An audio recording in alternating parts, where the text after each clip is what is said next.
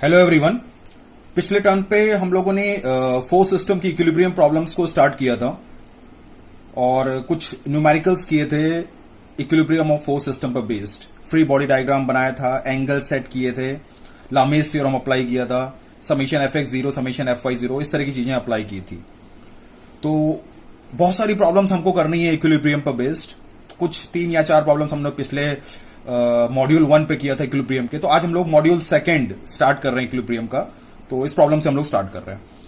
तो देखिए, 2 बॉल्स यहां पर रखी हुई हैं और दोनों बॉल्स आइडेंटिकल हैं, मतलब एक समान एक जैसी हैं और दोनों का जो वेट है वो 10 किलो न्यूटन है।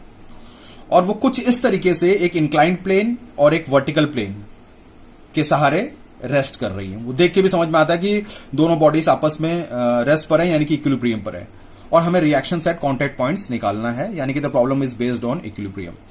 अब हमारे पास 2 बॉडीज है, एक फर्स्ट बॉडी एक सेकंड बॉडी। तो फ्री बॉडी डायग्राम से हमें स्टार्ट करना पड़ेगा। मान के चलते हैं इसको फर्स्ट बॉडी कह देते हैं and let this be our second body. तो चलिए हम लोग स्टार्ट कर रहे हैं free body diagram of first body. बहुत इजी है, आराम से हो जाएंगे, आपको घबराने की जरूरत बिल्कुल भी नहीं है। जब हम फर्स्ट बॉडी का फ्री बॉडी डायग्राम बनाएंगे तो इसका सेंटर ऑफ ग्रेविटी पकड़ा और वेट 10 किलो न्यूटन है, तो 10 को हमने नीचे दिखा दिया, सिंपली, वेरी सिंपल।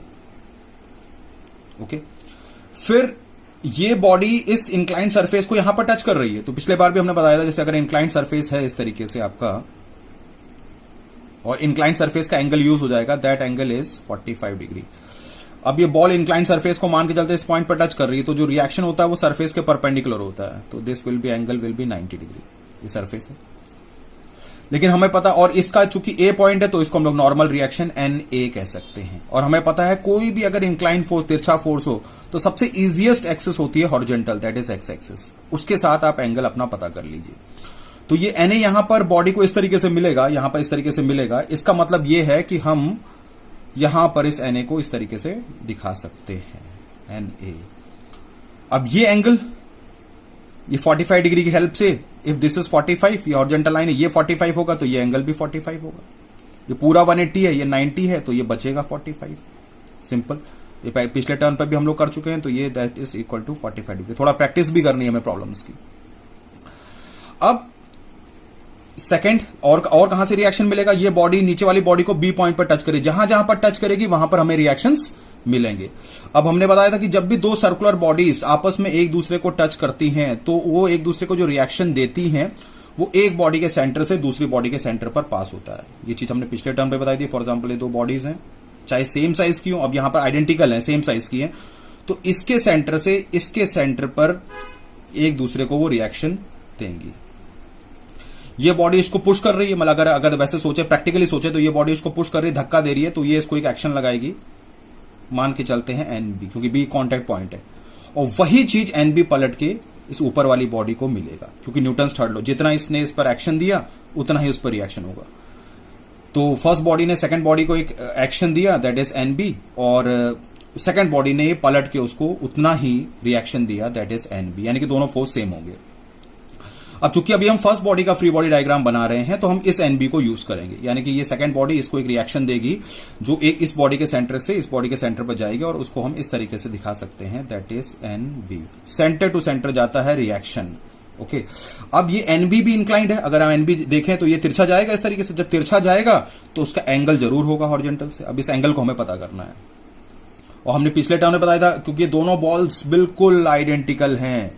तो ये देखिए, जब दोनों बॉल्स बिल्कुल एक समान एक जैसी होती है, अगर हम उसको हॉरिजॉन्टल सरफेस पर रखते, बिल्कुल नॉर्मल प्लेन पर रखते, तो इसका सेंटर और इसका सेंटर को जोड़ने वाली लाइन ये और ये पैरेलल हो जाती, क्योंकि इसका सेंटर उतनी हाइट पर जितना, यानी कि दोनों लाइंस पैरेलल हो जाती है।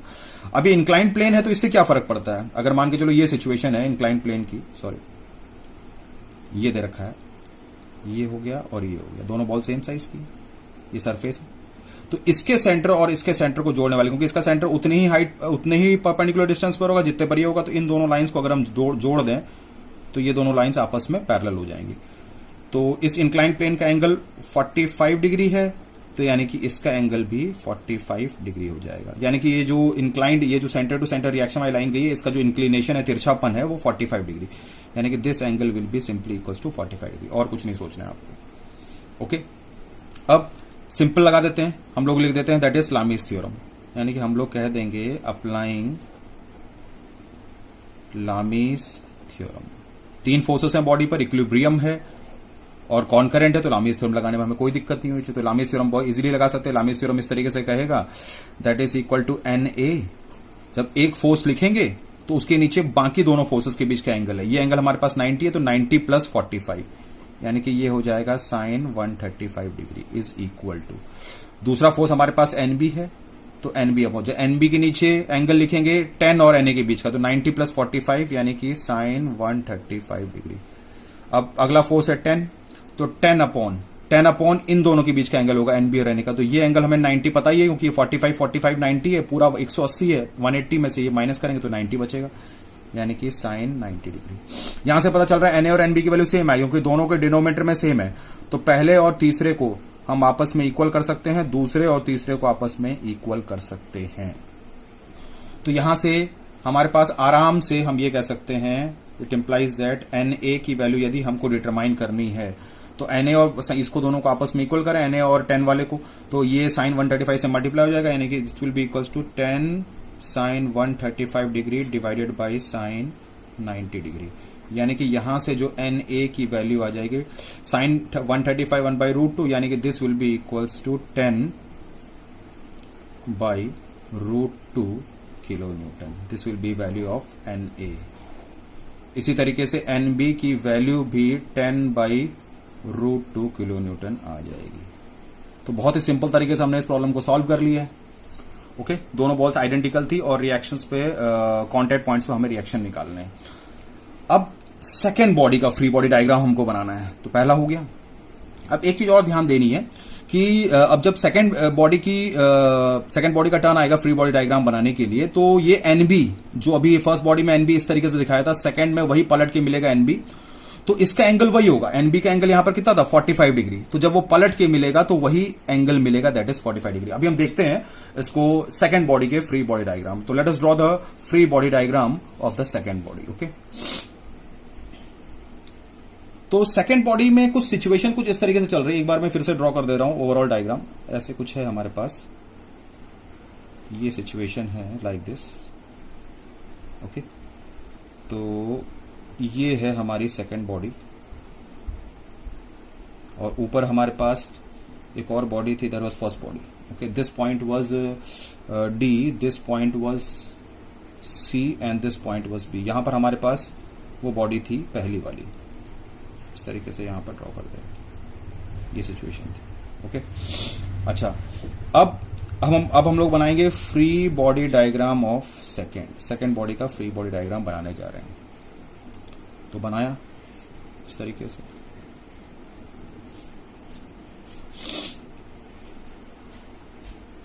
अब देखिए यहां से पहले D से रिएक्शन, पहले इसका वेट दिखा देते हैं, weight that is equal to 10, क्योंकि दोनों बॉडी सेम साइज की हैं तो 10 इसका वेट होगा। अब D से ये बॉल, सेकेंड बॉल इस दीवार को यहां पर इस तरीके से टच कर रही है, तो दीवार उसको एक नॉर्मल रिएक्शन देगा। ये सरफेस है, सरफेस के परपेंडिकुलर इस तरीके से। अब सरफेस के परपेंडिकुलर तो इसके सेंटर से हम लाइन को आगे दिखा सकते हैं, इस तरीके से इसके लाइन ऑफ एक्शन में आगे इस तरीके से ड्रॉ कर सकते हैं। तो ये हमने इस तरीके से दिखा दिया और इसका नाम लिख दिया that is equal to ND। B पर जो रिएक्शन होगा अभी बताया था, जब दो गोल बॉडीज आपस में एक दूसरे को टच करती हैं तो एक बॉडी के सेंटर से एक बॉडी दूसरे बॉडी के सेंटर से इस तरीके से जाएगी, और जब इसकी बारी आएगी तो अब इसका नाम होगा दैट इज NB, ये NB था। और लाइंस जब सेम जाएंगी तो ये एंगल NB का 45 डिग्री था, ये वाला NB का, तो जब पलट के मिलेगा तो वही एंगल मिलेगा दैट इज 45 डिग्री, यानी कि ये हमारे पास इस तरीके से होगा and that will be equals to NB, और इसका हॉरिजॉन्टल से हमेशा हॉरिजॉन्टल एंगल, हॉरिजॉन्टल एक्सिस लिया करिए, दैट इज 45 डिग्री। तो यहां से हो गया, B से होगा, अब C से वही इंक्लाइन प्लेन को बॉडी टच कर रही है। अब इंक्लाइन प्लेन को बॉडी टच कर रही है यहां पर, तो इंक्लाइन प्लेन का एंगल यूज हो जाएगा। दिस एंगल इज, ये एंगल हमें 45 डिग्री गिवन था, तो इसके परपेंडिकुलर रिएक्शन होगा इस तरीके से, सरफेस का एंगल इंक्लाइन प्लेन का यूज होगा।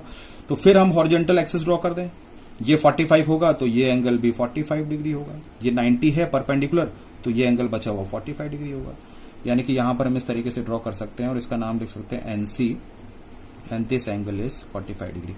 We know the value of N B. N B का भी हमने निकाल लिया था, दैट वाज 10/√2. यानी कि दो अननोन रहेंगे, एक एनसी और एक एनडी. Question mark.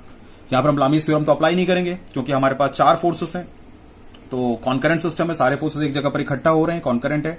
तो summation F X 0 summation F Y 0 लगाते हैं. तो सबसे पहले लिखते हैं summation of F X equals to 0. जब हम summation F X equals to 0 apply करेंगे तो आप देखिएगा एनसी से स्टार्ट कर सकते हैं. एनसी इंक्लाइन तिरछा फोर्स है, तो इसका कॉम्पोनेंट लिख लेंगे एनसी कॉस 45 डिग्री. आपको बताया गया था कि कोई भी फोर्स अगर तिरछा होता है वो एक्स एक्सिस से एंगल बनाता है, तो उसका कॉम्पोनेंट एफ कॉस थीटा यानी कि एनसी कॉस 45. अब देखा जाए तो ये फर्स्ट क्वाड्रेंट में होगा और फर्स्ट क्वाड्रेंट में एक्स कॉम्पोनेंट प्लस होगा. अब एनडी के बारे में सोचते हैं. एनडी पूरी तरीके से एक्स एक्सिस में, हमने बताया था अगर कोई फोर्स पूरी तरीके से एक्स एक्सिस में है तो उसको डायरेक्टली आप लिख सकते हैं, दैट इज एनडी. उसके साथ कॉस या साइन लगाने की कोई जरूरत नहीं है. अब ये नेगेटिव एक्सिस की तरफ है because this is our negative x axis, this is our positive x axis. तो ये एनडी, इसको डायरेक्ट माइनस एनडी लिख सकते हैं. 10 के बारे में सोचते हैं. 10 पूरी तरीके से वाई डायरेक्शन में है, तो जो फोर्स पूरी तरीके से वाई डायरेक्शन में होगा उसको हम सिर्फ समेशन एफ वाई में लिखेंगे. वो एक्स के लिए बना ही नहीं है क्योंकि वो परपेंडिकुलर है. तो यानी कि 10 के बारे में सोचना ही नहीं है जब समेशन एफ एक्स की बारी आएगी.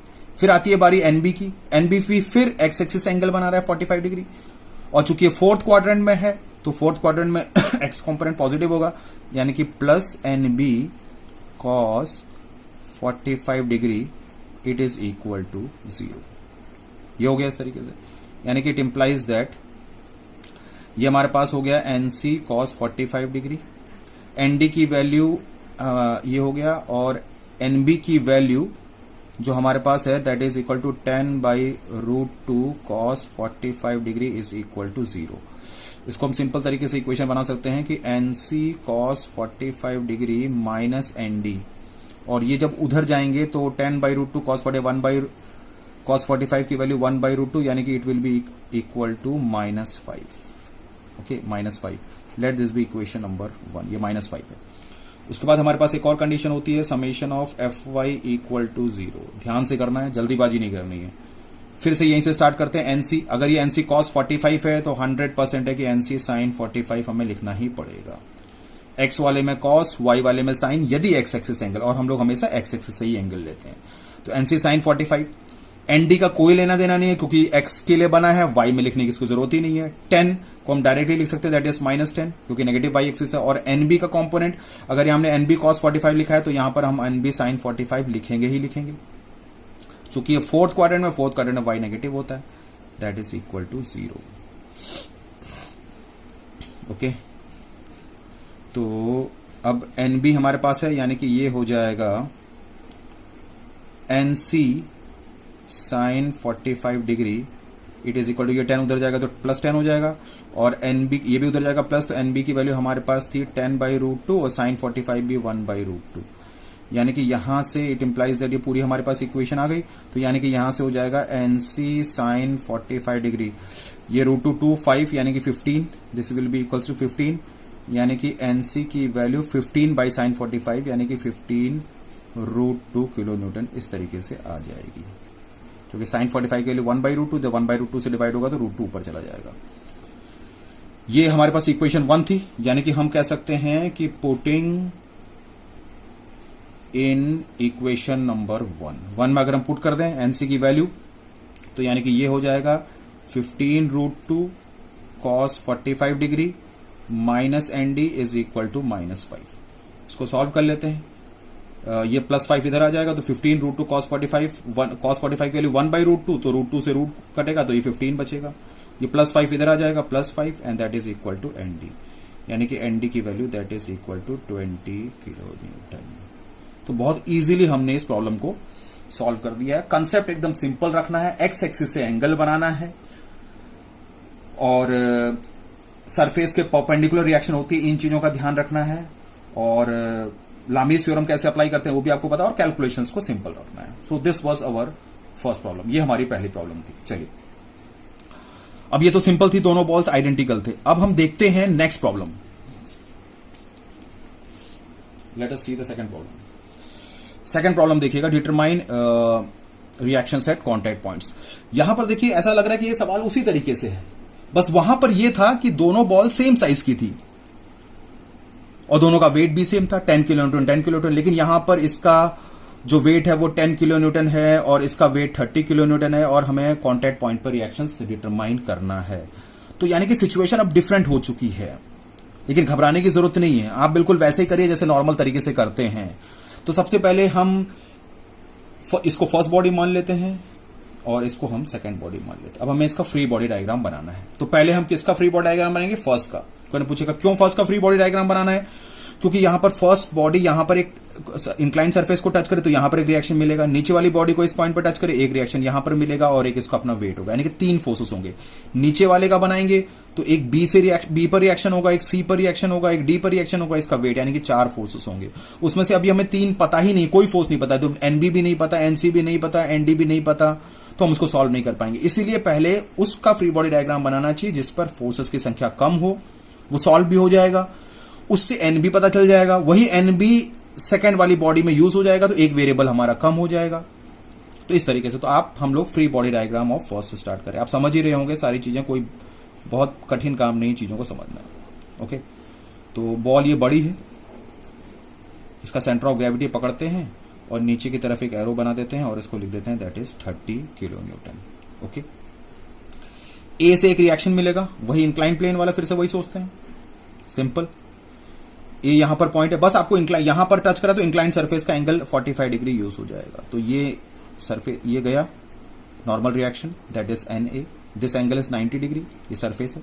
तो यहां से हम लाइन ड्रॉ करते, अभी बताया था this angle will B 45 degree, so this angle will also be 45। ये 45 तो ये 45, 90 में से माइनस करके 45, यानी कि ये बात कंफर्म हो गई कि this is N A which is at an angle of 45 degree. Okay, अब आती है बारी यहां से, मतलब बी पर जो रिएक्शन होगा। तो आपको कंसेप्ट ये बताया था कि जब भी दो गोल बॉडीज आपस में टच कर रही हैं, चाहे वो सेम साइज की हो चाहे वो डिफरेंट साइज की हो, तो एक बॉडी के सेंटर से दूसरी बॉडी के सेंटर पर वो रिएक्शन जाएगा, बाकी और हमें सोचना नहीं है।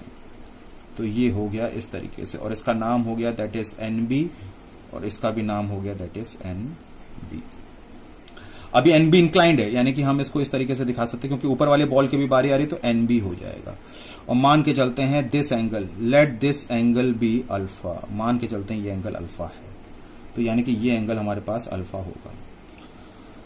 अब कैसे इस एंगल को निकाला जाए? आपको लगेगा ये इसके सेंटर टू सेंटर जोड़ दीजिए और ये इस सरफेस के पैरेलल होगा। नहीं, ऐसा नहीं है। जब बॉल सेम साइज की थी, जैसे आप देखिएगा पिछले टर्न में क्या हुआ था, पिछले वाले प्रॉब्लम में ये हुआ था कि दोनों बॉल सेम साइज की थी, तो सेम साइज की होने की वजह से इसका सेंटर और इसके सेंटर, इसका सेंटर उतनी ही परपेंडिकुलर डिस्टेंस पर जितने पे था, तो इसके सेंटर टू सेंटर जोड़ने वाली जो लाइन थी ये दोनों आपस में पैरेलल थी, तो इस एंगल का यूज हो जा रहा था, इंक्लाइन प्लेन का एंगल यूज हो जा रहा था, दैट वाज 45 डिग्री, तो ये एंगल भी 45 डिग्री।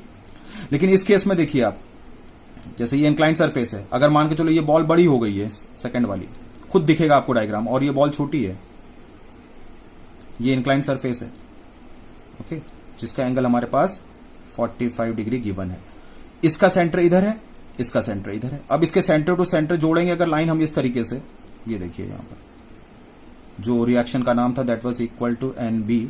अब ये लाइन और ये लाइन बिल्कुल भी हमें पैरेलल नहीं दिख रही है, तो बिल्कुल भी पैरेलल नहीं दिख रही है, तो ये 45 डिग्री हमारे कोई काम का नहीं है। तो हमारा कंसेप्ट सेंटर टू सेंटर है, इंक्लाइन प्लेन, वो तो इंक्लाइन प्लेन यूज हो जा रहा था। अब हमारे पास प्रॉब्लम क्रिएट हुई। पिछले में तो बॉल्स आइडेंटिकल थी, यहां पर हमें ये साइज भी दे रखे हैं, देखिए इनका 1.5 है, इसका 1 मीटर इनका साइज दे रखा है, यानी कहीं ना कहीं हम इनको यूज करते हैं। अब इसमें स्पेशल आपका ट्रिग्नोमेट्री या स्पेशल तरीके से एंगल्स, हमें जब भी प्रॉब्लम्स होते हैं तो हम 90 डिग्री वाले ट्रायंगल्स को बनाने की कोशिश करें, किसी तरीके से दिमाग चलाएं, कैसे एंगल पता करेंगे, जरा इसको देखते हैं अच्छे से। तो चलिए इसको हम लोग नेक्स्ट पेज पर देखते हैं। हमारा जो टारगेट है that is equal to alpha. चलिए यहीं पर देख लेते हैं इसको।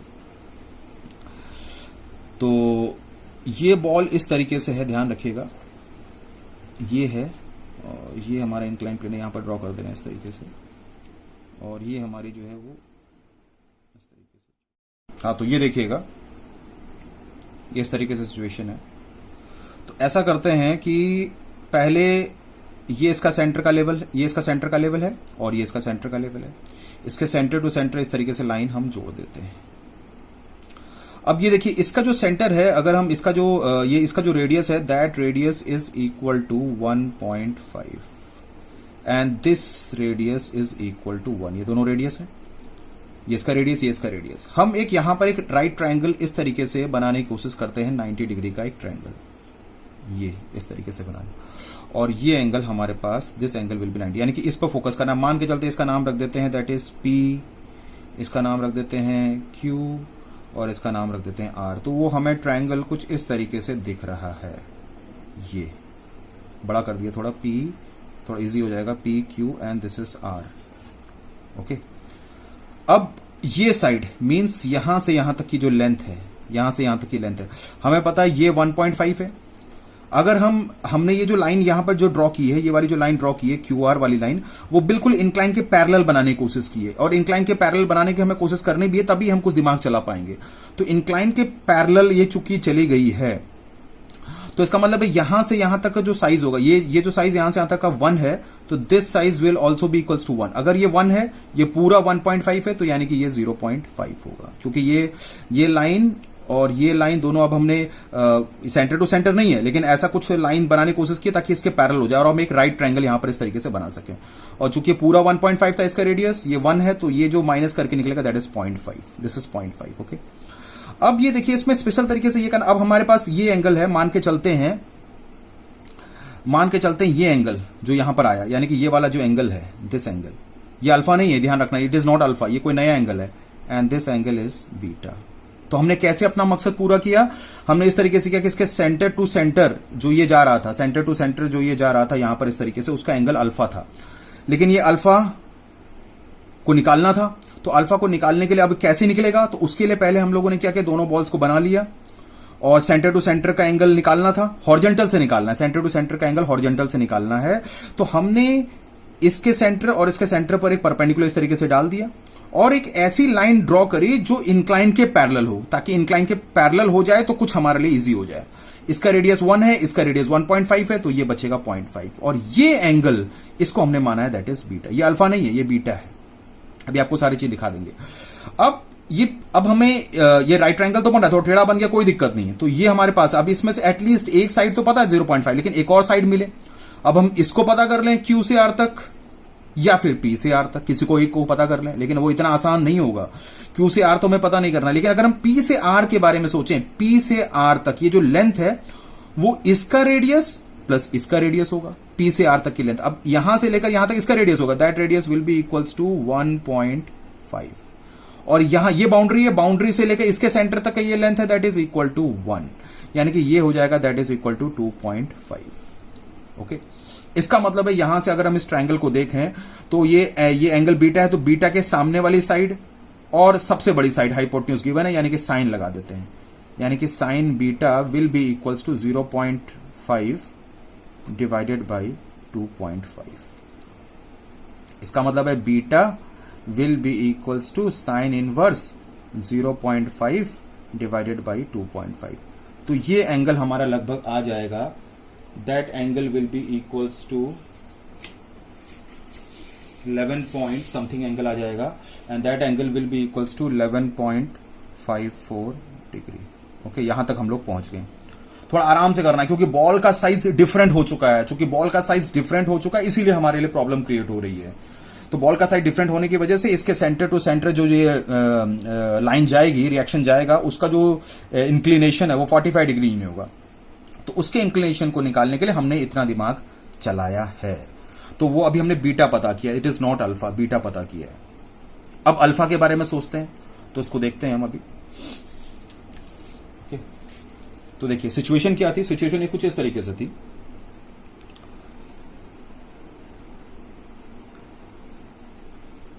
सबसे मेन इसमें सिर्फ ज्योमेट्री के बारे में आपको सोचना है। ये देखिएगा, ये इस तरीके से सिचुएशन है, इसका सेंटर यहां पर है, इसका सेंटर यहां पर है, इसके सेंटर टू सेंटर ये जा रही है लाइन, ये जा रही है लाइन, यानी कि इसके सेंटर टू सेंटर ये लाइन जा रही है, और हमने यहां पर इस तरीके से ये बनाया है। अभी बस इतना फिर से पिक्चर दिखा दे रहे हैं, एंड दिस एंगल इज 90, और ये एंगल जो हमारे पास था, दिस एंगल वाज बीटा, यानी कि ये गया और कुछ इस तरीके से सिचुएशन थी, ये 90 degree and this angle was beta. ये जो लाइन गई है यही लाइन थी रिएक्शन की, दैट इज एनबी। तो यानी कि यही लाइन गई है रिएक्शन की, दैट इज एनबी, यही गई है एनबी। अब इस एनबी का जो एंगल है हमें हॉरिजॉन्टल से देखना है, ये वाला, ये हॉरिजॉन्टल से। और ये एंगल पूरा हम लोगों ने जो माना, ये जो कंप्लीट एंगल है, this angle is equal to alpha.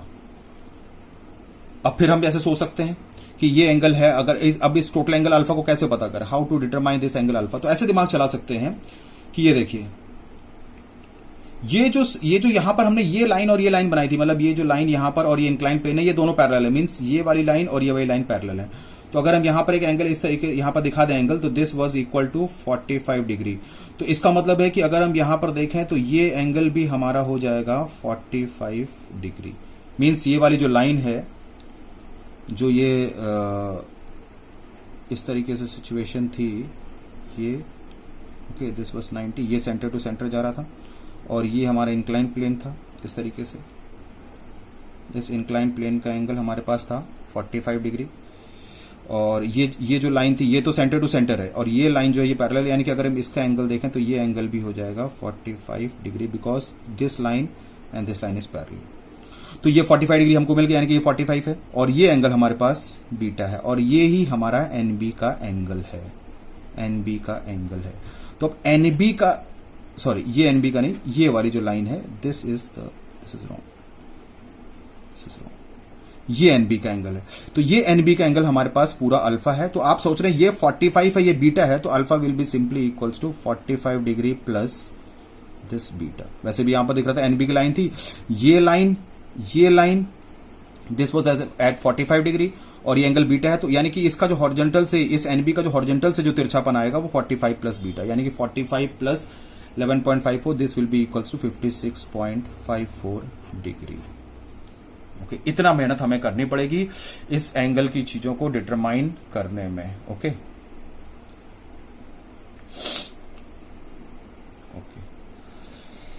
चलिए तो वापस अपने फ्री बॉडी डायग्राम में आते हैं। तो हमारा free body diagram of first फिर से देख रहे हैं एक बार। यहां पर हम लोगों ने देख लिया था there was a force Na which was at an angle of 45 degree. यहां पर सारी मेहनत करके हमने एनबी के एंगल को डिटरमाइन कर लिया और उसका जो एंगल था दैट वाज 56.54 डिग्री और इसका जो वेट था that weight was equal to, बड़ी बॉडी थी उसका वेट हमने 30 किलो न्यूटन इस तरीके से ले लिया। ओके, तो अब हमारे पास इसमें आराम से लामिस थ्योरम लगा सकते हैं। बस आप ऐसे भी दिमाग चला सकते हैं कि पहले इसका सेंटर, दोनों बॉल सेम साइज की थी तो इसका सेंटर और सेंटर सेम, मतलब एक इसके पैरेलल चली गई थी। लेकिन जैसे ही बॉडी का साइज बड़ा होने लगा, तो इसका सेंटर पिछले वाले सिचुएशन के हिसाब में थोड़ा ऊपर की तरफ भागने लगेगा। यानी कि जो ऊपर की तरफ जब भागने लगेगा तो जो एंगल है, जो एनबी का जो एंगल है वो बढ़ जाएगा।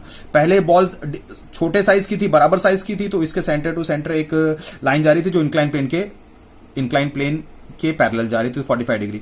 लेकिन चूंकि बॉडी का साइज बढ़ गया तो सेंटर अपनी इनिशियल पोजीशन, जैसे छोटी वाली जो सिचुएशन है और बड़ी से, वो सेंटर थोड़ा दूर भागेगा ऊपर की तरफ भागेगा। तो ऊपर की तरफ भागेगा तो सेंटर टू सेंटर एंगल बढ़ जाएगा। इसीलिए पहले एंगल 45 था।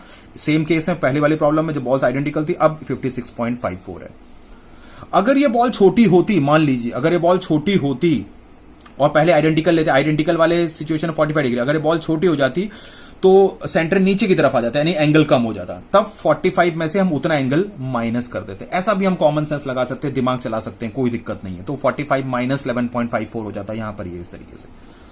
अब यहां पर इजीली हम लामिस थ्योरम लगा सकते हैं। अब हमारे पास कोई दिक्कत नहीं है, हम ये कह सकते हैं कि Na अपॉन दिस इज 90, तो 90 plus 56.54, this will be equal to sine 146.54 degree. It is equal to, जब एनबी लिखेंगे तो 90 प्लस 45 यानी कि साइन 135 डिग्री आ जाएगा।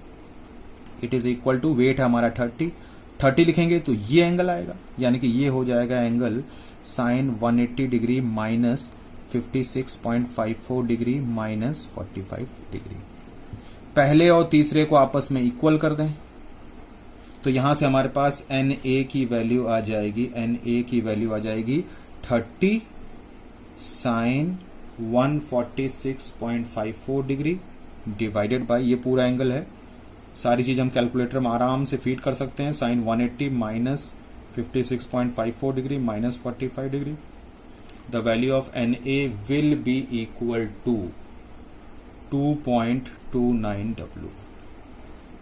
कोई दिक्कत वाली बात है नहीं। अब इसको NB और इसको भी आपस में इक्वल कर सकते हैं, तो यहां से NB की वैल्यू भी डिटरमाइन हो जाएगी। NB की वैल्यू हो जाएगी 30 साइन 135 डिग्री डिवाइडेड बाय ये जो नीचे लिखा है साइन 180 माइनस 56.54 माइनस 45। तो यहां से NB की वैल्यू डिटरमाइन हो जाएगी, that is equal to 21.65 newton. तो अभी कंप्लीट नहीं हुआ, अभी तो हमने सिर्फ फर्स्ट का फ्री बॉडी डायग्राम बनाया और सॉल्व किया है। चलिए अब सेकेंड बॉडी को देखते हैं, सेकेंड बॉडी की situation, free body diagram of second. Okay, लंबे जा रहे प्रॉब्लम्स धीरे धीरे कर रहे हैं ताकि सभी स्टूडेंट को समझ में आए, कहीं कोई दिक्कत नहीं होगी, क्योंकि नॉर्मली एंगल सेटिंग में या इस तरीके से बच्चे थोड़ा घबरा जाते हैं, इसीलिए आराम आराम से धीरे धीरे प्रॉब्लम्स को समझाते हुए कराया जा रहा है ताकि सभी स्टूडेंट्स को अच्छे से समझ में आ सके। Okay, now will draw the free body diagram of the second body. तो सेकंड बॉडी की सिचुएशन को समझने के लिए फिर से हमें डायग्राम बनाना पड़े, कोई बात नहीं, जितने बार ही बनाना पड़े बना लेंगे। ये बड़ी बॉल थी, ये छोटी बॉल थी, ये हमारे पास सिचुएशन थी, और इसको थोड़ा ऐसे बनाना पड़ेगा। दिस वाज द सिचुएशन, ये टच कर रहा था इस तरीके से। ओके, अब ये पॉइंट हमारे पास था, that was point B, this point was C and this point was D, और इसका वेट था 10 किलो। अब इसका हम लोग जल्दी से बना रहे हैं free body diagram of second. This is second body, छोटी वाली बॉडी। अब इसका फ्री बॉडी डायग्राम बनाएंगे। तो सबसे पहले यहां पर दीवार है, इंक्लाइंड, ये वर्टिकल है, वर्टिकल प्लेन या दीवार भी कह सकते हैं। तो यहां से नॉर्मल रिएक्शंस के परपेंडिकुलर होगा, जिसका नाम ND होगा। उस ND के लाइन ऑफ एक्शन को आगे बढ़ा के हम ऐसे दिखा सकते हैं, that is ND, simple. NB पलट के मिलेगा, बता दिया था। जब इसकी बारी तो NB ऐसे गया, तो फिर वही देखते हैं, ये NB ऐसे जा रहा था, अब NB ऐसे मिलेगा। NB का एंगल हमने पता कर लिया था, that was equal to 56.54 degree. तो ये एंगल भी हो जाएगा 56.54 डिग्री। तो दिस एंगल इज 56.54 डिग्री। इस NB की वैल्यू को हमने डिटरमाइन भी कर लिया था, that was equal to 21.65। Okay, फिर अब C से, अब इसका weight, this weight was simply equals to 10 था इस छोटी वाली बॉडी का। अब यहां से जो रिएक्शन मिलेगा, ये एंगल हमारे पास था, that was equal to 45 degree. तो ये इंक्लाइन प्लेन का हम यूज आराम से कर सकते हैं। फिर से चीजें वही देख लेते हैं, बहुत सिंपल है। This is angle is 45 degree, यहां से ये गया, that is normal reaction NC, ये 90 डिग्री। सीधे सीधे लाइन ड्रॉ कर देते हैं, तो ये एंगल 45 डिग्री, यहां कोई दिक्कत नहीं, this angle will also be 45 degree, यानी कि ये हो जाएगा, that is equal to NC and this angle is 45 degree. तो NC क्वेश्चन मार्क है, ND क्वेश्चन मार्क है, लगा देते हैं समीशन fx0 समीशन fy0। तो हम लोग अप्लाई कर लेंगे समीशन fx इक्वल्स टू 0। तो summation fx equals to 0 apply करेंगे, तो यहां से आ जाएगा NC cos 45 डिग्री। ND को सीधे सीधे माइनस में लिख देंगे, माइनस ND। 10 का कोई मतलब नहीं है। 21.65 फोर्थ क्वाड्रेंट में x कॉम्पोनेंट प्लस होता है, तो 21.65 cos 56.54 degree equals to 0। Let this be equation 1। उसके बाद अप्लाई कर देते हैं summation of fy equals to 0। जब summation fy equals to 0 apply करेंगे तो NC से स्टार्ट करते हैं, तो अब साइन आ जाएगा NC साइन 45 डिग्री। ND का कोई मतलब नहीं है, सीधे सीधे -10 लिख देते हैं। और ये 21.65 फोर्थ क्वाड्रेंट में, तो फोर्थ क्वाड्रेंट में y नेगेटिव होता है, तो 21.65 साइन 56.54 डिग्री इक्वल्स टू 0। इन सब वैल्यूज को उधर सब्स्टिट्यूट कर देते हैं और सॉल्व कर लेते हैं कैलकुलेटर से। तो NC की वैल्यू जो हमारे पास आ जाएगी, that is equal to 39.69। This value will be equals to, बहुत इजी है, अब तो आराम से कैलकुलेटर से आप सॉल्व कर सकते हैं। ये उधर जाएगा, ये उधर जाएगा, प्लस हो जाएगा, साइन 45 नीचे डिवाइड हो जाएगा। इसको इक्वेशन 1 में पुट कर सकते हैं, तो हम लोग लिख सकते हैं पुटिंग इन इक्वेशन 1। तो पुटिंग इन इक्वेशन 1 में NC की वैल्यू यहां पर ये वाली वैल्यू पुट कर देंगे, तो इनको सॉल्व कर लेंगे, तो ND आ जाएगा near about, that is equal to 40 और that was equal to 40 kilo newton. Sorry, ये सारे फोर्स किलो न्यूटन में थे, तो इस तरीके से हमने प्रॉब्लम को सॉल्व कर लिया। ओके, चलिए, ये तो हो गया हमारे पास सेकंड प्रॉब्लम। साइज डिफरेंट कर दी, पहले केस में बॉल के आइडेंटिकल रखे थे, सेकंड केस में बिल्कुल प्रॉब्लम वैसी थी, लेकिन ऊपर वाली बॉडी को बड़ा कर दिया था। एंगल के लिए हमने बहुत मेहनत करनी पड़ी और समझाया भी था किस तरीके से एंगल को देखना है, समझना है, ताकि इजी हो सके। चलिए नेक्स्ट प्रॉब्लम की तरफ देख जाते हैं। Next problem is like this. दो वर्टिकल प्लेन्स हैं और एक इंक्लाइन प्लेन है, इनके सहारे ये बॉडीज रेस्ट कर रही हैं, तो यानी कि इक्विलिब्रियम पर है। बॉल्स आर आइडेंटिकल, दोनों का वेट W है और दोनों का रेडियस R है। दोनों का जो बॉल सेम साइज की है, सेम वेट है, सेम साइज है, रेडियस R है।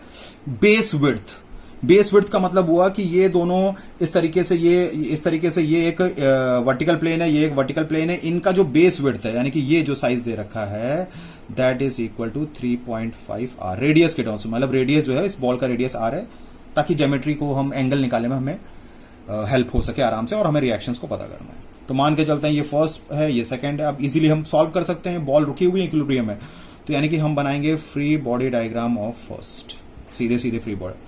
जब इसका फ्री बॉडी डायग्राम बनाएंगे तो इस दीवार से इसको एक परपेंडिकुलर रिएक्शन मिलेगा और इस तरीके से जाएगा। अब हमने प्रैक्टिस कर लिया तो फटाफट ड्रॉ कर सकते, दैट इज ND। फिर इस बॉल का weight for example that is W के टर्म्स में आंसर आएगा क्योंकि वो गिवन नहीं है। अब फिर वही बात आती है, दोनों बॉल्स इस तरीके से प्लेस्ड हैं और इस पॉइंट का नाम C है जहां पर कॉन्टेक्ट पॉइंट है, तो वो एक बॉडी के सेंटर से दूसरी बॉडी, बस इतना आपको सोचना है, सेंटर टू सेंटर, और इसका नाम होगा that is equal to NC। अभी हम इसका BD बना रहे हैं, तो ये हो जाएगा NC इस तरीके से। अब कई बार स्टूडेंट फिर सोचेगा, तो ये तो बॉल्स आइडेंटिकल है, तो फिर इसका जो एंगल होगा, ये वाला एंगल, मान के चलते हैं ये एंगल जो है दैट इज थीटा और ये एंगल थीटा है। तो यहां पर ये तो इंक्लाइन प्लेन पर रखा हुआ है, तो इंक्लाइन प्लेन एंगल को 30 डिग्री को यूज कर लेते हैं 30, लेकिन ऐसा नहीं है। यहां पर ये देखिए, जो ऊपर वाली जो बॉल है वो इसको टच नहीं कर रही है। अगर ये ऊपर वाली बॉल और नीचे वाली बॉल, जैसे नीचे वाली बॉल तो इंक्लाइन प्लेन को टच करे, लेकिन ऊपर वाली टच नहीं कर रही है, तो अगर वो दोनों टच कर रही होती तब तो इसके सेंटर टू सेंटर अगर हम लाइन जोड़ते तो ये दोनों लाइन आपस में पैरेलल चली जाती। जब लाइन पैरेलल चली जाती तो इसका एंगल का यूज कर सकते थे, लेकिन यहां पर ऐसी सिचुएशन हमारे पास नहीं है। ये बॉल थोड़ी उठी हुई है, यानी कि ये सिचुएशन हमारे पास, ऐसे समझ सकते हैं, ये है। भले ही बॉल आइडेंटिकल हैं, लेकिन ये देखिए, इसके सेंटर और इसके सेंटर ये ऊपर चला जा रहा है, ये यहां पर नहीं रखा है सरफेस पर। इसकी वजह से इसका मतलब ये जो इंक्लाइन प्लेन का जो एंगल है वो यूज यहां पर नहीं होगा, लेकिन सेंटर टू सेंटर कंसेप्ट जाएगा। कोई बात नहीं, हमारे पास ये जो बेस विड्थ है 3.5 R और इनका रेडियस R दे रखा है। ये क्यों दे रखा है? ये सब चीजें जो दी रहती है एंगल्स को पता करने के लिए काम यूज होती हैं, तो आपको गलत कंसेप्ट का यूज नहीं कर देना है, 30 डिग्री को यूज नहीं कर लेना है। तो हम क्या करेंगे, इसके सेंटर और इसके सेंटर को जोड़ देंगे, और जब भी हमें प्रॉब्लम्स आती है हम राइट ट्रायंगल को बनाने की कोशिश करते हैं। तो आपको सीधा नॉर्मल एक राइट ट्रायंगल यहां पर बनाना है। This angle is 90 degree, okay. और मान लेते हैं ये एंगल हमारा थीटा है, यानी कि हमें इस ट्रायंगल पर फोकस करना है। This angle is theta. अब जो ये हाइपोटेन्यूज है, जो सबसे बड़ी साइड है, वो इसका रेडियस R है, इसका रेडियस R है, तो यानी कि ये हो जाएगा दैट इज 2R। अब या तो हम ये वाली लेंथ पता करें या फिर ये वाली लेंथ पता करें, तभी हम एंगल निकाल पाएंगे। अब चूंकि ये चौड़ाई दे रखी है, इस अरेंजमेंट की चौड़ाई है 3.5 R, ये हमारे पास संकेत है कि सारा है कि हम इसी साइड को निकाल पाएंगे, यानी कि बेस को निकाल पाएंगे। अब ये 3.5 R है, तो यानी कि यहां से यहां तक का जो रेडियस होगा this is R and this size will also be equal to R। Means ये R होगा, क्योंकि ये इस बॉल का साइज रेडियस R है, तो ये सेंटर से ये बाउंड्री, ये रेडियस R बन रहा है। ये R कैसे बनेगा? क्योंकि ये लाइन देखिए, ये जो पॉइंट है, ये पॉइंट बिल्कुल इसके उसी, ये वाला जो पॉइंट और ये पॉइंट दोनों एक ही लेवल पर है, तो यहां से यहां तक जो साइज होगा that is equal to R, तो ये साइज भी R ही होगा, क्योंकि ये रेडियस है, ये रेडियस बराबर होंगे, ये साइज दोनों बराबर होंगे। यानी कि ये यहां से लेकर यहां तक की जो ये लेंथ है, यानी कि ये वाली जो लेंथ है, इसको हम लोग इजीली डिटरमाइन कर सकते हैं। ये टोटल है 3.5 R। इस 3.5 R में से ये R यहां माइनस कर दें, ये R यहां माइनस कर दें, तो 3.5 R में से R और R, यानी कि ये हो जाएगा 3.5 R माइनस R इधर से, और ये R इस R की वजह से इधर से। यानी कि इस ट्रायंगल को अगर हम दोबारा देखेंगे, this will be theta, this is equal to 2R, और 3.5 R में ये हो जाएगा 1.5 R। तो दो साइड है, तो cos थीटा सेटिस्फाई हो रहा है, तो cos theta is equal to 1.5 R divided by 2R। तो R कट जाएंगे, तो यानी कि theta will be equals to cos inverse 1.5 divided by 2। और यहां से जो हमारा एंगल आ जाएगा थीटा का, that is equal to 41.4 degree. निकल गया इस तरीके से। तो हर चीज को आपको समझ के चलना है कि कहीं गलत ना कर दें। एक कंसेप्ट नहीं है, सेंटर टू सेंटर कंसेप्ट बिल्कुल सही है, उसके एंगल को किस तरीके से निकालते हैं, इसीलिए इतनी सारी डिफरेंट टाइप की प्रॉब्लम्स आपको करा रहे हैं, ताकि ऐसा ना हो कि एक ही चीज को आप समझ लें और वैसे ही अप्लाई कर दें हर प्रॉब्लम्स में, ऐसा नहीं है। ओके, तो ये हमारे पास फ्री बॉडी डायग्राम है। तो यहां पर हम लोग लगा देते हैं applying Lami's theorem. Okay, let us apply Lami's theorem. बस कुछ करना नहीं है, ये एनसी है तो लिखेंगे NC upon this angle, NC upon इन दोनों के बीच का एंगल, ये एंगल हमें सीधे सीधे दिख रहा है, that is 90 degree. It is equal to, जब फिर हम उसके बाद लिखेंगे एनडी। जब एनडी आएगा तो ये इन दोनों के बीच का एंगल होगा एनसी और डब्ल्यू का, यानी कि 90 प्लस थीटा। थीटा हमारे पास 41 है, तो यानी कि ये हो जाएगा sine 131.4 degree. It is equal to, अब इसका वेट है दैट इज डब्ल्यू, वेट। जब वेट के नीचे एंगल लिखेंगे तो ये वाला एंगल होगा, तो यानी कि this angle will be equals to sine 180 degree minus theta. इस तरीके से सिचुएशन हमारे पास हो जाएगी। तो अब हम इसको आराम से सॉल्व कर सकते हैं। पहले और तीसरे को आपस में इक्वल कर लें, तो एनसी की value W into sine 90, sine 91 होता है तो W upon sine 180 minus theta, तो 180 में से 40 घटाएंगे 140, यानी कि 138.6 डिग्री। सारे डाटा कैलकुलेटर फीड करेंगे तो एनसी की value that is equal to 1.51 W आ जाएगी इस तरीके से। ओके, फिर दूसरे और तीसरे को आपस में इक्वल करें, तो बताइए यहां से एनडी की वैल्यू, जब हम दूसरे और तीसरे को आपस में इक्वल करेंगे तो एनडी की वैल्यू हो जाएगी W sine 131.4 degree divided by 180 minus theta, यानी कि साइन 138.6 डिग्री। तो यहां से हमारे पास जो एनडी की वैल्यू आ जाएगी that will be equals to 1.134 W. ये सारे आप कैलकुलेटर से फीड कर सकते हैं और डब्ल्यू साथ में लिखते रहिए, कोई दिक्कत वाली बात इस तरीके से नहीं है। तो this was the free body diagram of first. बहुत आसानी से हमने इसको सॉल्व कर लिया यूजिंग लामीज थ्योरम। चलिए अब सेकंड बॉडी के फ्री बॉडी डायग्राम आते हैं, तो उसमें कोई दिक्कत नहीं, उसको हम इजीली कर लेंगे। तो let us draw the free body diagram of the second body. तो फिर से बना दे रहे हैं सिचुएशन जल्दी से। ये दोनों बॉल सेम साइज की थी। ओके, ये यहां पर एक वर्टिकल प्लेन था, ये इंक्लाइन प्लेन सिर्फ इसको टच कर रही थी, और ये इस तरीके से सिचुएशन था।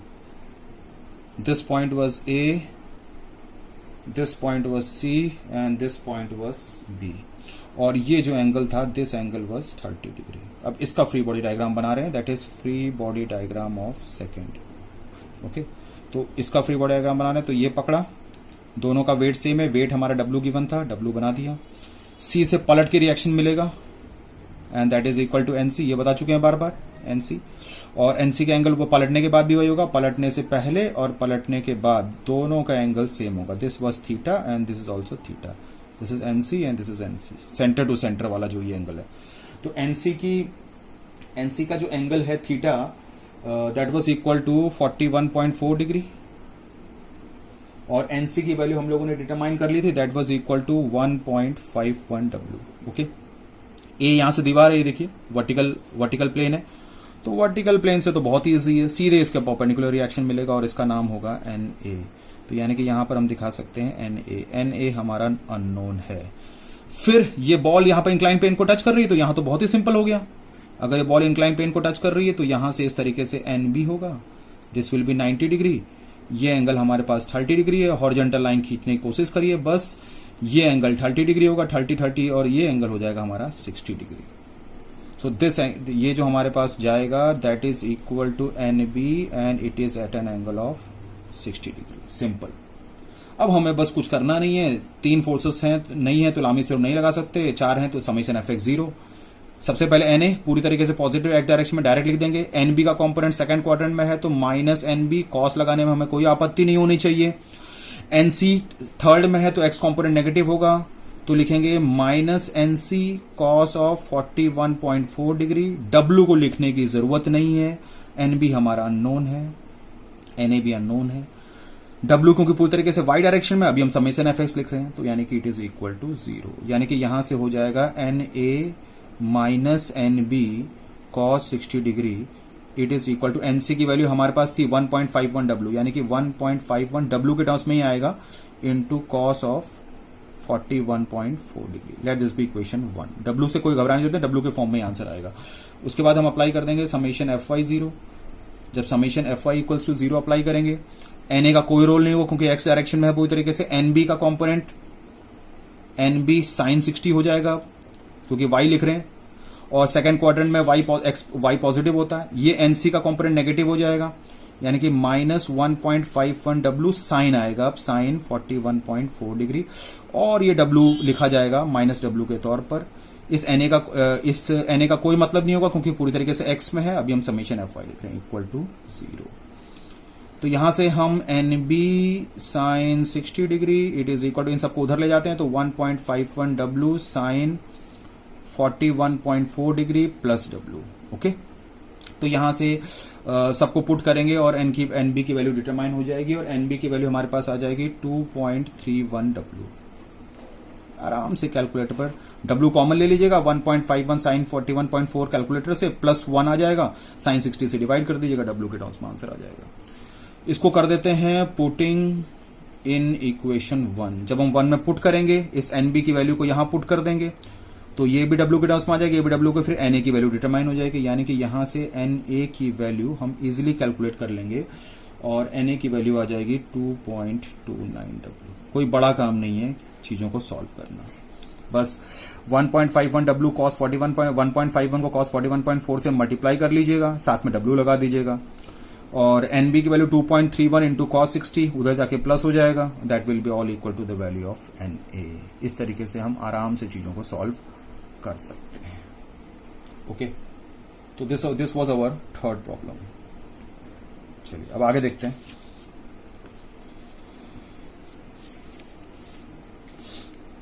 एक और प्रॉब्लम प्रैक्टिस के लिए ले रहे हैं।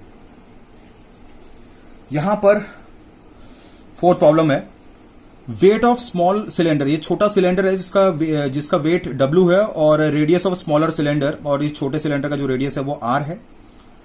जो बड़ा सिलेंडर है उसका जो size it is double of smaller cylinder, यानी कि ये इसका डबल है। अब डबल का मतलब है कि ये तो नहीं लिखा है कि वेट के टर्म्स में, तो हम यही मान के चलेंगे कि डबल का मतलब है वेट भी डबल है और रेडियस भी डबल। आमतौर पर सवाल क्वेश्चन में गिवन होता है कि अगर वेट डबल है रेडियस डबल है, लेकिन यहां पर अंडरस्टूड है कि वेट भी डबल है और रेडियस भी डबल है, बड़ा साइज है। ओके, यानी कि अगर छोटे वाले का वेट W है तो बड़े का 2W, छोटे का रेडियस R है तो बड़े का 2R। और ये अरेंजमेंट एक इस तरीके सिंपल तरीके से लिखा हुआ है, 2 वर्टिकल प्लेन्स है और एक हॉरिजॉन्टल सरफेस पर ये बॉडीज इस तरीके से फंसाई हुई है, रखी हुई है, इक्विलिब्रियम पर है, और उसका चैनल की जो चैनल है जिस अरेंजमेंट में रखा हुआ उसकी जो चौड़ाई है that is equal to 5R। तो बहुत ही सिंपल प्रॉब्लम है, जस्ट फॉर प्रैक्टिस। चलिए, this is first body, this is second body. तो हम लोग बनाएंगे free body diagram of first. ये पकड़ा फर्स्ट का, इसका वेट क्योंकि बड़ी है ध्यान रखिएगा वेट 2W लिखिएगा, W नहीं 2W। ये दीवार है, दीवार से परपेंडिकुलर रिएक्शन मिलेगा इस तरीके से, और इसका नाम होगा दैट इज ND। यहां पर हम इस तरीके से दिखा सकते हैं that is equal to ND।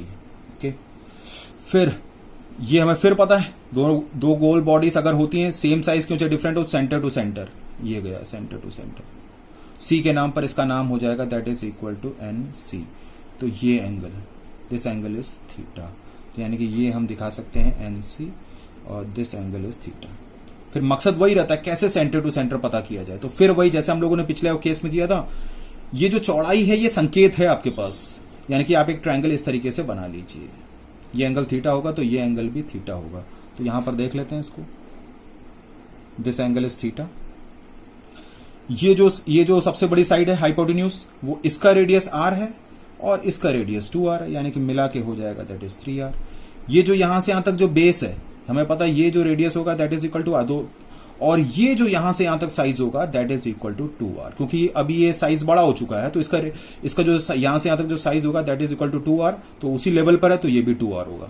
यानी कि यहां से यहां तक का अगर आपको बेस पता करना है, यहां से यहां तक का बेस पता करना है, तो पूरी चौड़ाई आपके पास 5R है। 5R में से इधर आए R माइनस कर दीजिए, इधर 2R, या R और 2R मिला के 3R हो गया, और 5R में से 3R माइनस करेंगे तो ये 2R हो जाएगा। ठीक है। तो cos थीटा को सेटिस्फाई कर रहा है, तो cos theta will be equals to 2r divided by 3r। r और r कैंसिल हो जाएंगे, यानी कि theta will be equals to cos inverse 2 divided by 3, तो theta will be equals to 48.19 degree. Okay, चलिए अब इसमें देखते हैं, लामीज थ्योरम लगा देते हैं। तो लामीज थ्योरम अप्लाई करेंगे तो लगेगा एनसी अपॉन, जब एनसी लिखेंगे तो यहां पर इन दोनों के बीच का एंगल हो जाएगा that is sine 90 degree. It is equal to, जब एनडी लगाएंगे तो एनडी अपॉन, जब एनडी लगाएंगे तो एनडी अपॉन आ जाएगा, हाँ, जब एनडी लगाएंगे तो एनडी अपॉन हमारे पास आ जाएगा एनडी अपॉन, ये एनडी है तो ND plus theta that is equal to sine 90 plus 48 यानी कि 138.19 degree. It is equal to 2w, जब 2w आएगा तो ये एंगल आएगा, यानी कि 180 में से 48.19 को हम माइनस कर देंगे। बस कुछ नहीं करना है, पहले और तीसरे को इक्वल कर देते हैं। तो पहले और तीसरे को इक्वल करेंगे तो एनसी की वैल्यू आ जाएगी 2w साइन 90, साइन 91 होता तो सीधे सीधे 2w आएगा, और ये हो जाएगा साइन 131.81 डिग्री। तो यहां से हम एनसी की वैल्यू को डिटरमाइन कर सकते हैं, और यहां से जो हमारे पास एनसी की वैल्यू आएगी that is equal to 2.68w। NC की वैल्यू आ जाएगी 2.68w। ओके, ये आ गई। फिर इसको और इसको आपस में इक्वल कर देते हैं, एनडी और 2w को, इन दोनों को आपस में इक्वल कर देते हैं। जब इन दोनों को इक्वल आपस में इक्वल करेंगे तो यहां से हो जाएगा एनडी की value 2w sine 138.19 degree divided by, ये आ जाएगा, और ये हो जाएगा साइन 131.81 डिग्री। तो यानी कि यहां से हमारे पास एनडी की वैल्यू जो डिटरमाइन आ जाएगी that is equal to ND की वैल्यू आ जाएगी 1.79w। एनडी की वैल्यू आ जाएगी 1.7। ये बहुत इजी है, तो कैलकुलेशंस का पार्ट है, तो कोई बड़ी बात नहीं है। सबसे पहले सबसे मेन है कि हमें एंगल सेट करना, और आराम से चीजें सॉल्व हो गई। अब सेकंड बॉडी का फ्री बॉडी डायग्राम देखते हैं। तो free body diagram of second, तो सेकंड की सिचुएशन कुछ इस तरीके से थी, फिर से एक बार ड्रॉ कर दे रहे हैं। ये बॉल बड़ी थी थोड़ी सी, ये सिचुएशन था, ये सिचुएशन था, और ये सिचुएशन था। Okay, this point was A, this point was B, this point was C. तो ठीक है, फ्री बॉडी डायग्राम बना रहे हैं इस सेकंड बॉडी का। तो ये पकड़ा, इसका वेट, ये छोटी है तो इसका ध्यान रखिएगा, इसका जो वेट है दैट इज डब्ल्यू। सी से पलट के उसको रिएक्शन मिलेगा that is equal to N C, और इसका एंगल हम लोगों ने पता कर लिया था, इसका एंगल था that was equal to 48.19 degree. N C हमारे पास नोन था।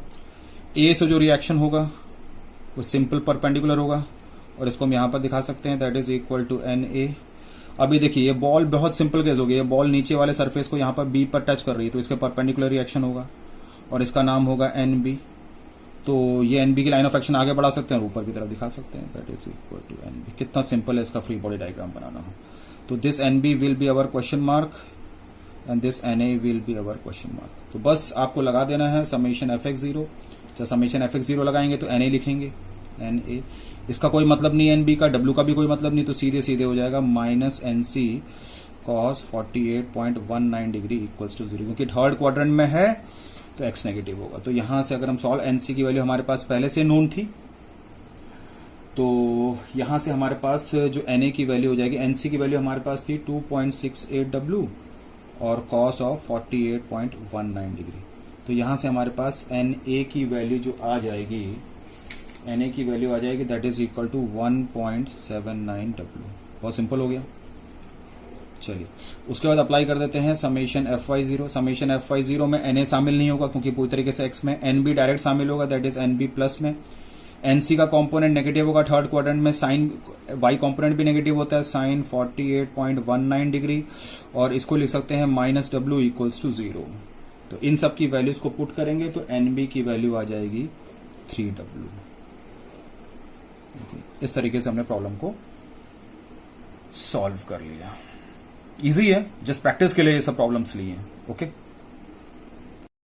चलिए एक और प्रॉब्लम ले लेते हैं।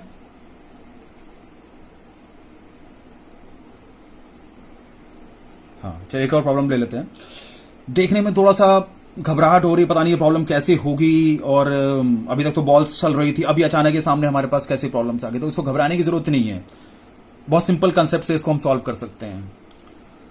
तो अब देखिए इसमें डिटरमाइन पी, इस पी की वैल्यू को पता करना है टू होल्ड द 50 kg मास। ये जो यहां पर मास लटका हुआ है, इसका जो मास है that is equal to 50 kg mass in equilibrium.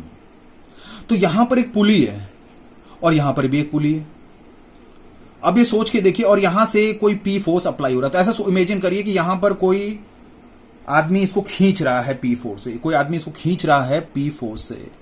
अगर उसको रिलीज कर देगा, अगर उसको छोड़ देगा, अगर हम यहां पर खींच रहे हैं ताकि ये स्थिर रहे, ये वाली बॉडी स्थिर रहे, अगर इसको हम छोड़ देंगे तो ये थ्रू ये रस्सी गई हुई है, इस तरीके से रोप गई हुई है। जब इसको छोड़ देंगे तो ये बॉडी यहां नीचे, मतलब ये रस्सी छोड़ देंगे तो ये बॉडी इस पुली का मूवमेंट और बॉडी का सबका मूवमेंट होने लगेगा। तो ये मूवमेंट होने लगेगा, चलने लगेंगे, तो इक्विलिब्रियम में कहां हुई। अब चूंकि इसका वेट है तो इसके वेट को मेंटेन करने के लिए हमने यहां से पी, अगर हम यहां से पी फोर्स खींचे रहेंगे तो ये बॉडी अपने आप इक्विलिब्रियम पर मेंटेन रहेगी। अगर हम इसको छोड़ देंगे तो ये बॉडी और पुली पूरा डिस्टर्ब हो जाएंगी। एक चीज तो ये हो गई। दूसरी चीज आपको ये मान के चलना पड़ेगा कि ये पुली स्मूथ है और ये पुली भी स्मूथ है, और एक ही रस्सी गई हुई है इसमें से, मतलब यहां पर रस्सी को बांध रखा है, यहां से रस्सी एक ही गई, इस पुली के ऊपर चढ़ के गई है, पुली के ऊपर से ओवर चढ़ के गई है, और ये रस्सी गई और इसके ऊपर से पास होते हुए फिर हमने यहां पर इस तरीके से किसी ने इसको यहां पर एक पी फोर्स अप्लाई करके खींच रखा है। यानी कि पूरी रस्सी थ्रू आउट एक ही है और ये दोनों पुली स्मूथ है, यानी कि कोई फ्रिक्शन नहीं है, कोई घर्षण नहीं है, और कोई नॉट नहीं है, कोई मतलब गांठ भी नहीं बंधी है ताकि टेंशन नहीं है। तो अगर जब पुली स्मूथ होती है और एक ही रस्सी थ्रू आउट गई हुई है तो पूरे रस्सी में एक ही फोर्स जनरेट होगा। पूरी रस्सी में जब हम यहां को इसको खींचेंगे तो सारे रस्सी में एक ही फोर्स डेवलप होगा, और वो कौन सा फोर्स होगा? टेंशन का फोर्स। अगर कहीं पर दो अलग अलग रस्सियां हो जाती तो टेंशन डिफरेंट हो जाती, लेकिन चूंकि पूरी रस्सी एक ही है और जब हम यहां से पी से खींचेंगे तो पूरी रस्सी में एक ही फोर्स या एक ही वाइब्रेशंस पूरा चले जाएंगे, यानी कि एक ही टेंशन होगा। और अगर ये पुली स्मूथ है, इसकी वजह से टेंशन जो है थ्रू आउट सेम हो जाएगा। इसका मतलब ये हुआ, अब टेंशन का, अब जैसे यहां से बांधना भी जरूरी है, सब चीज जो अरेंजमेंट है पूरा इक्विलिब्रियम के लिए है। अब अगर हम ये दिखाएं इसमें, अगर हम इसमें टेंशन दिखाएं तो यानी कि इसका ये टेंशन टी, ये टेंशन टी, ये टेंशन टी, ये टेंशन टी, और इस पुली के रेस्पेक्ट में ये टेंशन दैट इज टी। तो बहुत सिंपल सी बात है, पूरी रस्सी में यदि एक ही टेंशन होगा और पी फोर्स से हम खींच रहे हैं तो इसका मतलब है जो टेंशन होगा वही पी होगा।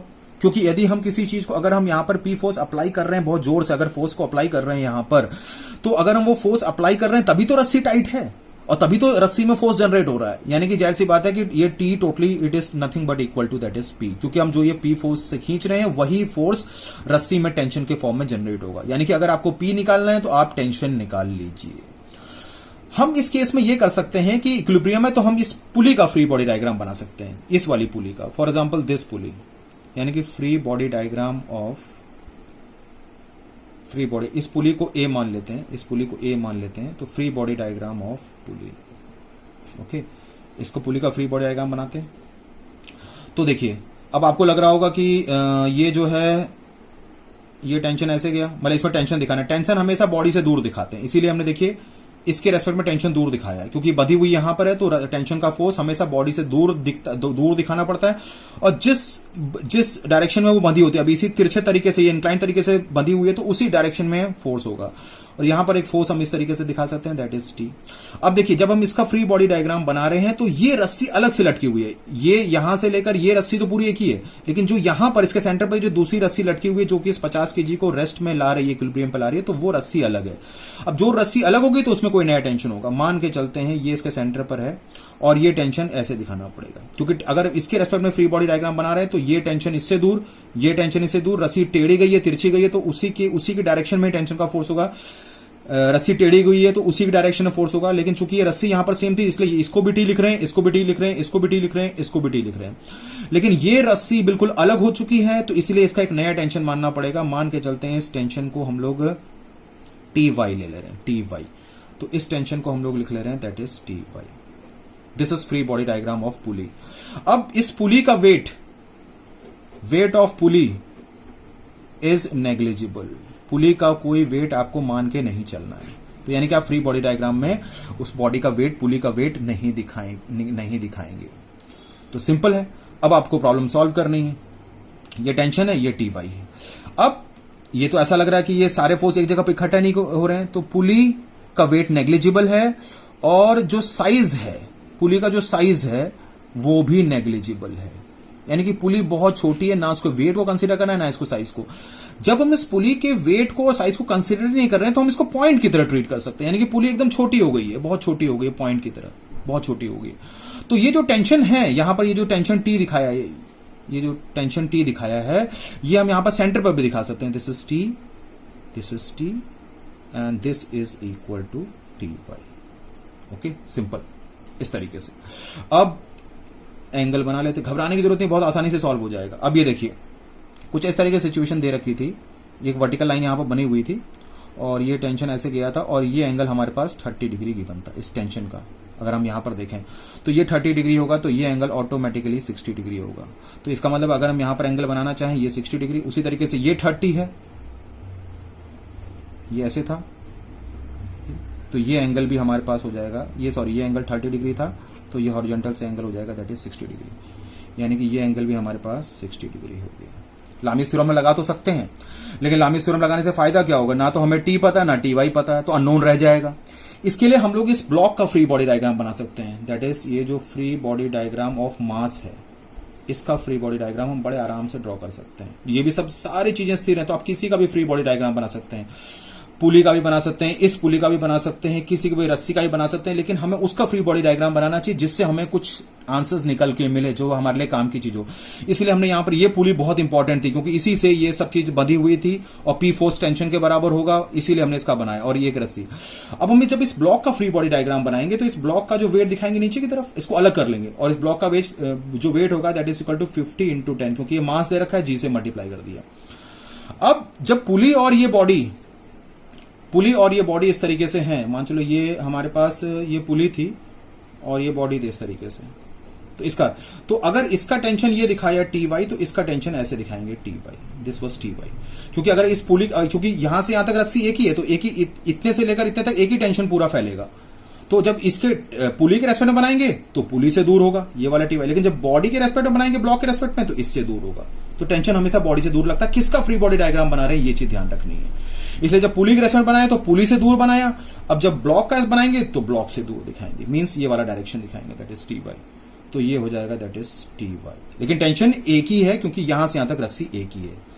तो दिस इज टी वाई, ये हमने बनाया। ये तो बहुत ही सिंपल है, हम सीधे सीधे अप्लाई कर देते हैं इस पर summation F Y equals to 0। इस पर हम summation F Y equals to 0 apply कर देंगे, क्योंकि इससे वाई डायरेक्शन में फोर्स है। यानी कि T Y minus 500 that is equal to 0, यानी कि टी वाई की वैल्यू 500 आ जाएगी। वही टी वाई इस पुली के फ्री बॉडी डायग्राम में यूज हो जाएगा, इट इज 500। बस इस पर हम लामीज थ्योरम लगा देते हैं, इस वाले पे हम लामीज थ्योरम लगा देते हैं। तो जब हम इस वाले पे लामीज थ्योरम लगाएंगे तो हम लिखेंगे टी अपॉन ये 90 है तो 90 + 60, यानी कि टी अपॉन साइन 150 डिग्री। जब ये वाला टी ले रहे हैं तो इसके और इसके बीच का एंगल लेंगे 90 + 60। फिर ये वैल्यू हमारे पास नोन है तो इसको जरूर यूज कर लेना, दैट इज 500। जब 500 यूज करेंगे तो ये दोनों टी, बाकी दोनों फोर्स टी और टी है, इनके बीच का एंगल, अब ये 60 पूरा 180, तो ये भी 60 आ जाएगा, दैट इज साइन 60 डिग्री। यानी कि यहां से जो टी की value that will be equals to 500 sine 150 degree divided by sine 60 degree. तो यहां से हमारी टी की वैल्यू इजीली डिटरमाइन हो जाएगी और वो हो जाएगी 282.3 न्यूटन।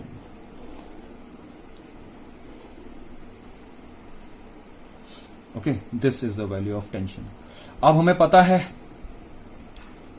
पता है कि पूरी बॉडी, पूरी सिचुएशन इक्विलिब्रियम पर है और हमें यहां से ये पी फोर्स पता करना था, अल्टीमेटली पी। लेकिन हमें पता है P is nothing but equal to T, क्योंकि जिस फोर्स से हमने खींचा है यहां पर, उसी की वजह से पूरी रस्सी में तनाव जनरेट हो रहा है इस वाली में। तो जो तनाव होगा वो एग्जैक्टली पी के ही इक्वल होगा, और तनाव का मेन कारण यही पी भी है, और P is equal to T and that is equal to 282.3 newton. चलिए, तो ये हमने 5 प्रॉब्लम्स आज हमने सॉल्व करी। वीडियो अच्छा लगा, वीडियो अच्छे लगे तो जरूर सब्सक्राइब कर दीजिएगा, लाइक और कमेंट जरूर करिएगा। Thank you very much.